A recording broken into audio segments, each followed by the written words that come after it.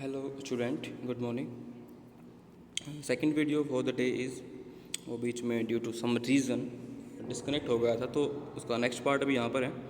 Question है आपका, what would happen if the plasma membrane rupture और ब्रेक डाउन। क्या होगा अगर प्लाज्मा मेम्ब्रेन रप्चर हो जाए या वो टूट जाए। If the plasma membrane rupture और break down, then the cell would lose its identity and the entire inner material would come out। देखो सिंपल सा फंडा है। कोई भी एक सेल है, हमने जैसे डिस्कस किया था कि कोई भी सेल को सेल कब बोल देंगे, जब उसके पास कम से कम 3 प्रॉपर्टीज़ होंगी। एक, उसके पास उसकी प्लाज्मा मेम्ब्रेन होनी चाहिए। सेकेंडली, उसके अंदर न्यूक्लियस होना चाहिए। और उसके बाद उसका साइटोप्लाज्म होना चाहिए। अब सोच के देखो, आपने किसी सेल की सेल मेम्ब्रेन को ही हटा दिया तो उसको सेल कौन बोलेगा।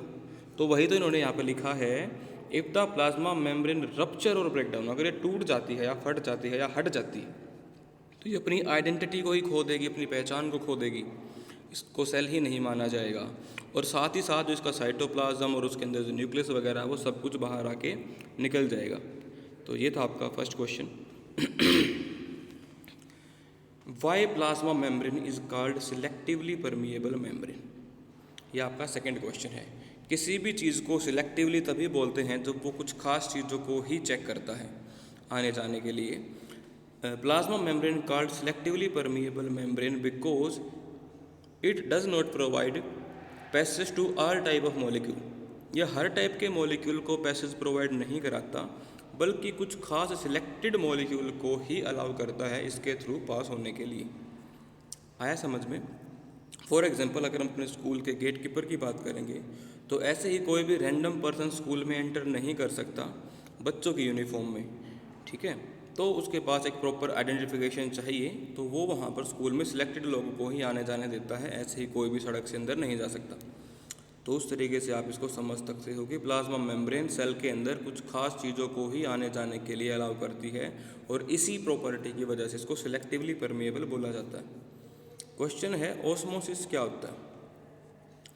Osmosis is the movement of water from a region of high water concentration to the region of lower concentration। देखिए, एक होता है डिफ्यूज़न, ये नीचे लिखा हुआ है। एक होता है ऑस्मोसिस। डिफ्यूज़न में हम बात करते हैं जब कोई भी चीज़, सॉलिड, लिक्विड, गैस, अगर हाई कंसनट्रेशन से ज़्यादा अमाउंट से कम की तरफ जाती है तो उसको क्या बोलते हैं, डिफ्यूज़न। लेकिन अगर ये स्पेसिफिकली हम पानी के लिए बोलना शुरू कर दें, मतलब वाटर के लिए बात करेंगे, तो वो कहलाएगा आपका ऑस्मोसिस। बिल्कुल वही यहीं पर समझाया गया है। लिखा है water from region of high water concentration, जहाँ पर पानी ज़्यादा है। अब देखो, पानी जहाँ पर भी ज़्यादा होगा वो कंडीशन आपकी डाइल्यूटेड मानी जाएगी। दैट मीन्स जहाँ पर सोल्यूट कम होंगे, ठीक है। और जहाँ पर लो कंसनट्रेशन है वहाँ पर माना जाएगा कि सोल्यूट ज़्यादा है। तो इस डेफिनेशन को दूसरे कॉन्टेक्स्ट में भी लिखा जाता है, the movement of water molecule from low concentration of solute. देखो, वो तो हाई वाटर पे थी ना, टू, देखो, low concentration of solute to high concentration of solute. तो कई बार बच्चे ऐसा डाउट करते हैं कि सर ये लो टू हाई कैसे जा रहा है। तो उनको यहाँ पर ये समझना है कि ये लो टू हाई जो जा रहा है ये वाटर का नहीं, सोल्यूट का कंसनट्रेशन का यहाँ पर जिक्र किया गया है। नेक्स्ट है आपका fourth question, describe various type of solution on the basis of their concentration. भाई, कंसंट्रेशन के बेस पे आप डिफरेंट टाइप के सॉल्यूशन को कैसे डिफाइन करोगे। तो टेक्निकली यहाँ पर 3 ही टाइप के होते हैं, जो एक तो सराउंडिंग से ज़्यादा कंसंट्रेटेड होगा, और एक जो सराउंडिंग से कम कंसंट्रेटेड होगा, और तीसरा जो सराउंडिंग के बराबर ही कंसंट्रेशन रखता होगा।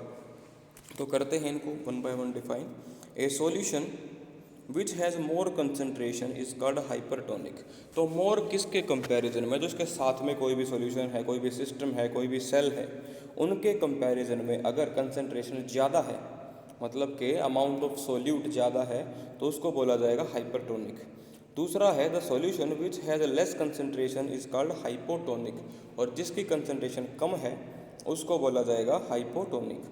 When two solution have similar concentration, लेकिन क्या होगा अगर उनकी कंसनट्रेशन बराबर हो, सेम हो, तो उस सिचुएशन में कहा जाएगा उसको आइसोटोनिक सॉल्यूशन, ठीक है। तो 3 टाइप के हो गए।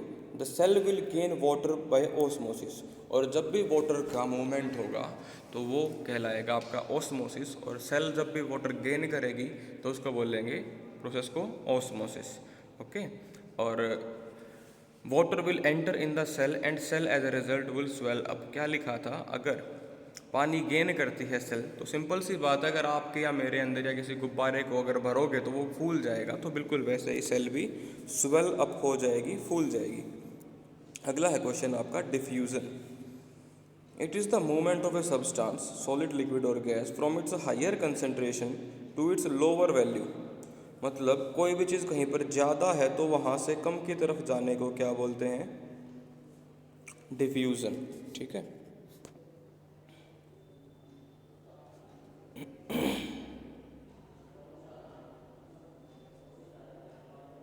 इसके बाद है आपका what will happen if animal cell place in strong hypertonic solution. देखो बच्चों, एनिमल सेल्स के पास कोई भी सेल वॉल नहीं होती एज ए प्रोटेक्शन। ठीक है, तो क्या होगा, उसके अंदर का सारा लिक्विड जो है वो बाहर निकल जाएगा, क्योंकि हाइपरटोनिक में रखी गई है। हाइपरटोनिक का मतलब वहाँ पर पानी कम और सोल्यूट ज़्यादा है, तो सेल का पानी हाइपरटोनिक सॉल्यूशन में निकल जाएगा और उसका जो सारे का सारा जो साइटोप्लाज्म है वो भी प्लाज्मा मेम्ब्रेन के थ्रू बाहर निकल आएगा। अब खुद सोच के देखो, किसी बड़े पैकेट या किसी बड़े बैग के सामान को निकाल दोगे तो वो क्या होगा, वो का उसका साइज छोटा हो जाएगा। The cell would shrink in size, तो सेल का साइज है वो छोटा हो जाएगा। इसके बाद है 7th क्वेश्चन आपका, what will happen if plant cell place. अब देखो क्या अच्छा क्वेश्चन है, ऊपर था एनिमल सेल का जिसके पास कोई प्रोटेक्शन नहीं थी, अब बात आई है प्लांट सेल की जिसके पास सेल वॉल नाम की एक स्टिफ स्टैंडर्ड साइज की प्रोटेक्शन होती है।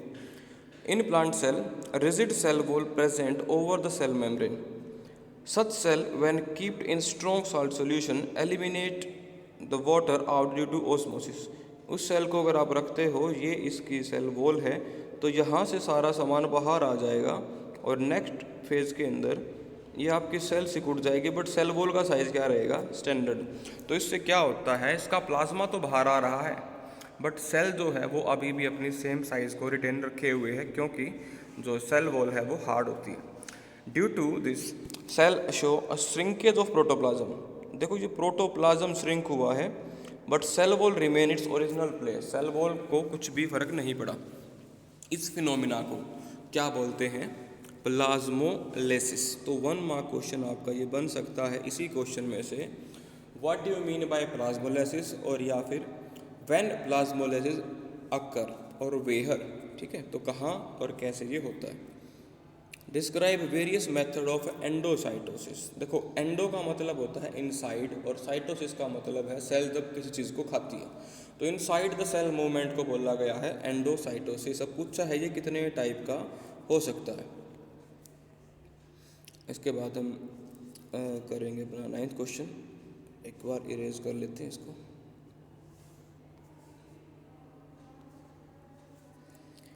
तो क्वेश्चन है अपना एंडोसाइटोसिस के टाइप क्या।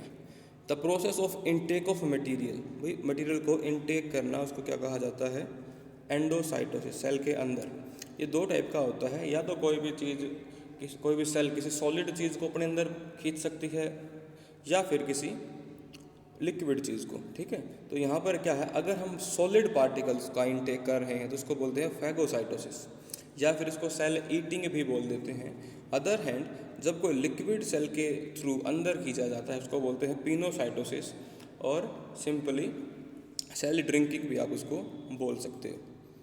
नेक्स्ट क्वेश्चन है differentiate between active and passive transport. देखो एक्टिव वर्क उसको बोला जाता है जिसमें एटीपी खर्च हो रही हो, A for active, A for ATP. ठीक है, या फिर एनर्जी का जिसमें खर्च हो रहा हो। अगर आपको कह दिया जाए कि आप 50 बेंचेस को स्कूल की छत पर चढ़ा दो, तो आपको काफ़ी ज़्यादा एनर्जी खर्च करनी पड़ेगी, बजाय कि आपको कह दिया जाए कि ये स्क्रैप है और इसको नीचे फेंक दो। फेंकने में आपको काफ़ी कम एनर्जी लगानी पड़ेगी और सिंपली कह सकते हो कि ज़्यादा से कम की तरफ वो आ जाएंगे। A type of cellular transport in which metabolic energy which is ATP used, उसको बोलते हैं एक्टिव ट्रांसपोर्ट।